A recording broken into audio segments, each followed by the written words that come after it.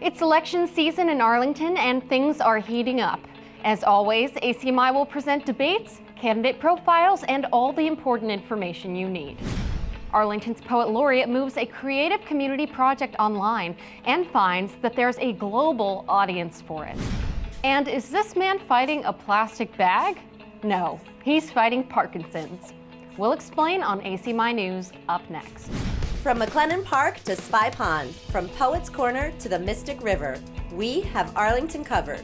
We're your neighbors, a friend you can turn to.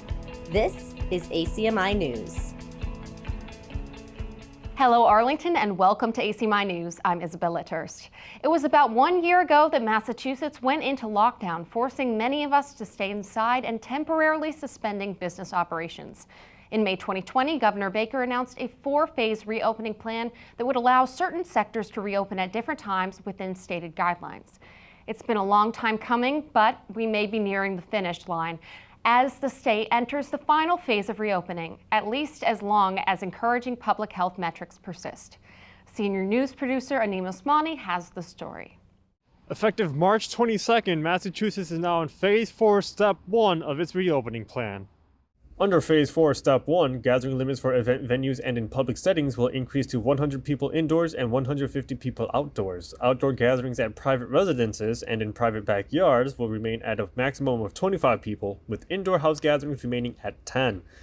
Dance floors at weddings and other events are now permitted. Residents feel entering Phase 4 is a sign that things are inching closer to normalcy. I feel great. I'm very happy and look forward to more and more things reopening. Feels like we're at the finish line, kind of getting past all the craziness that's happened the past year. It's felt like 5, so it's definitely good for everybody, especially small businesses. So it's definitely feels great, you know? According to a press release from the Baker-Polito administration, COVID-related hospitalization rates decreased by 20% and deaths decreased by 24% since March 1st. For the past several weeks, the positive test rates have remained below 2%. Here in Arlington, weekly case counts are lower but still remain in the yellow, meaning there's still over 10 daily cases per 100,000 people as of March 18th. As the state increases its vaccination rates and public health data continues to signal decreasing rates of infection, a fully reopening economy is within reasonable distance. We can't make that leap just yet, rather continue to make small steps to reach the end, says the CDC. Social guidelines are still to be followed. The state's reopening plan continues to depend on appropriate public health data. For ACMi News, I'm Anim Osmani. Additionally, the state changed its travel order to a travel advisory. What that means is that quarantining is no longer mandatory if you meet any of the following conditions. You haven't been out of state for more than 24 hours, you have a negative COVID test within 72 hours before entry, you are an essential worker, or you've been fully vaccinated. The events that unfolded on March 16th in Atlanta, Georgia, left many around the nation saddened and shocked as 8 people, 6 of them women of Asian descent, lost their lives in a mass shooting. This sparked an outcry and conversation about the racism and discrimination Asian Americans have faced over many years, including the growing number of hate crimes targeting them in the past year across the country. Racism against Asian Americans is highly nuanced and complex. It has historically remained under the radar and includes a long history of hypersexualization of Asian women. The Arlington Human Rights Commission released a statement to address the issue and continue that conversation. They will host a virtual event on April 12th, Stand Out Against Racism, Elevating AAPI Voices. ACMi News will continue to track this story and report on any new developments. To report an incident of hate, call 911 immediately. You can also file a complaint to the AHRC on their website. Town elections are a couple of weeks away. Get to know the candidates who are running for town-wide office at Candidates Night, co-sponsored by the League of Women Voters and Envision Arlington. Candidates will explain why they're running for office and address questions previously submitted by the public. Live coverage will be available on ACMi's government channel, and the live stream will be carried on ACMi's Facebook and YouTube pages on March 31st at 7:30 p.m. And ACMi will also provide its usual comprehensive election coverage, including debates for all the contested races, candidate profiles, and analysis of the major issues at stake.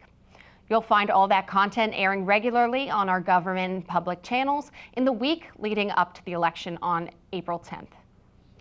April is Parkinson's Disease Awareness Month, and we took the opportunity to talk to a local boxing coach who works with Rocksteady, a national nonprofit organization that teaches boxing to people with Parkinson's. ACMi's James Milland spoke with Todd Paris and asked him what it is about boxing that's particularly good for people with Parkinson's. The big thing that I always get asked is how does boxing help with Parkinson's? So the way that it all began was there was a gentleman with Parkinson's, and a friend of his said, you should try boxing. So he had met a trainer, a woman named Christy Rose Fulmer, who was actually a professional boxer at one point. And he was just doing it to get in shape. You know, he had Parkinson's, wanted some exercise.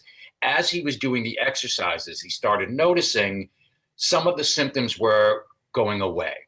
So his tremors got better, balance got better, just so many, he could type again. There were so many different things that started to just improve for him. So one of the things which I always, when I meet with someone new, and my first selling point on how Rocksteady works is one of the things that Parkinson's does is you get a stooped and everything sort of becomes T-Rex-like. Your arms shrink up and there's just your movement, there's a shuffle and you're sort of, everything kind of gets contracted. With boxing, so you've got someone like this, boxing, you want that back a little bit straightened and you want long movements, you want bigger movements. So the idea of going from, small and tight into big motions, it's a therapy that helps with the symptom of that. Balance. If any boxing trainer will tell you they never want their fighter in a position where their fighter is going to fall down. Just it's a bad thing to happen. With Parkinson's patients, you don't want them to fall down. So there's certain modalities of movement that we go over to help them with that. So a boxer, if they're in their stance, left foot forward, right foot back, moving to one's left, you use your forward foot. So that would be the left foot. I always tell my folks, if you're in the grocery store and you're reaching up for a box of cereal, you don't want to have your back foot crossed behind. That's just a recipe for falling. Right. So it's all these movements. So if you ever see people in the grocery store moving around like they're fighting, it's probably because they took my class. You can find the full fascinating conversation on our channels and website as part of our public affairs series, Talk of the Town. March 26 marks the one-year anniversary of the Red Letter Poems Project. The project, initiated by the town's poet laureate, Stephen Ratiner, shares original poetry from Arlington and beyond by posting those poems on the platforms of a number of community partners with ties to the arts. Although it was originally conceived as a project in which poems would be mailed in red envelopes to random households throughout the town, the pandemic shifted the focus to electronic platforms.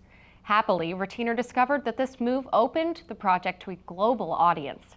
He spoke with senior news producer Anim Osmani about that and other aspects of the project. Utterly delighted and completely surprised as well. For a project that was meant to last only a month or two, it says a lot that it reached its one-year anniversary. The poems that are featured are composed by Arlingtonians and others from around the state. Their readership, however, reaches beyond our borders and has exceeded Ratiner's expectations. But when we did a reading of a red letter reading, and one woman attending the reading said, I'm here in South Korea, and she reads the red letters, I was astonished. It just meant some friend of a friend has passed that energy along, and the poems are good ambassadors. The project's growth in lifespan and readership has persuaded Ratiner to set a new goal. He pledges to continue the project for as long as the pandemic endures, and perhaps even make it a more permanent feature of Arlington's literary landscape. So I'm exploring ways that we might be able to not only continue it, but maybe even expand it too. One possibility is maybe to put out an anthology for the first year's worth of work and share work that way. It also might be a way to then raise additional money so that future Arlington laureates after me would have a little bit of a budget so they could keep on doing poetry projects. So we're looking at a bunch of things, but my hope is that the Red Letters will continue for some time. As his own tribute to the anniversary, Ratiner composed a special poem to encapsulate the year in an omniscient narrative and to convey his gratitude for where we are today. So I tried to touch on a number of the poets whose work I especially liked And that taught me something about how we've been trying to make our way through this obviously very challenging year. So it was a little bit of a look back. And then I included my poem for the year to end the year, because the spirit of that was about learning gratitude. And it happened to be that it was a poem called Gratitude. So number 52 is a looking back, and I hope maybe looking ahead to what a second year of Red Letters can be like. For ACMi News, I'm Anim Osmani. The Red Letter poems are posted on multiple platforms. To receive them directly, you can email Stephen Rettiner at stephen.poetlaureate@gmail.com with the subject line Mailing List. Mr. Rettiner has also been appointed for a third year as the town's Poet Laureate. Arlington Eats is a nonprofit organization that aims to eliminate food insecurity here in Arlington. Normally around this time of year, they would hold a benefit concert called Beats for Eats. But the pandemic spurred them to pivot to another form of fundraiser, which turned out quite well after all. In a normal year, right now, Arlington Eats would be having their benefit concert, Beats for Eats. And we usually have a live band with dancing, we have silent auction, we have amazing hors d'oeuvres and drinks. And it's just a really fun time for people to gather. But due to the coronavirus, they knew this wouldn't be an attainable goal. And last fall, we started talking about what we could do, because we knew that even in March, that it wasn't going to be safe to have gatherings. So they had to think outside of the box and came up with a scavenger hunt. So we felt like having something where you're doing some trivia and watching a video, or even being called to contact your legislators about some budget issues that affect hunger and food insecurity was a great way to engage the community in a different way this year. Longtime volunteer Deanna Trudell had planned scavenger hunts in the past and helped out the Eats team. Arlington Eats, it's an organization that provides food. We came up with a scavenger hunt that had a menu-themed base. This was in part due to their goal of inclusivity. And it was meant to be a menu, like pick your preference and see what matches what you want to do. If you want to be home and just answer questions, go for it. If you actually want to go walking and do some of the stuff that requires finding the locations, then you could do that as well. Executive Director Andy Doan realized that people had different comfort levels about COVID-19 and wanted everyone to be able to participate. So we know that some people still can't leave their homes. They don't feel safe going out. And so we made sure that there were things you could do just from your own home. They also wanted to show the many different things Arlington has to offer. And that was the other thing that we wanted to highlight, not just what Eats is doing, but the community in general. And so we were able to highlight over 50 small businesses and other nonprofits in Arlington through the scavenger hunt. They aim to educate the community about the impact the pandemic has had on food insecurity in Arlington. So prior to the pandemic, we knew that there was a lot of people that were food insecure in Arlington, about 3,500.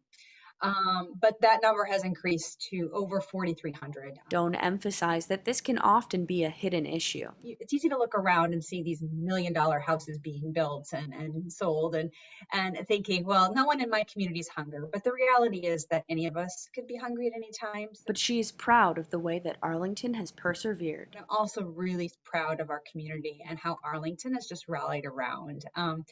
Even before the pandemic, we had a motto of neighbors serving neighbors, and that's really become true in this pandemic. The scavenger hunt allowed Arlingtonians to build community and have some well-deserved fun.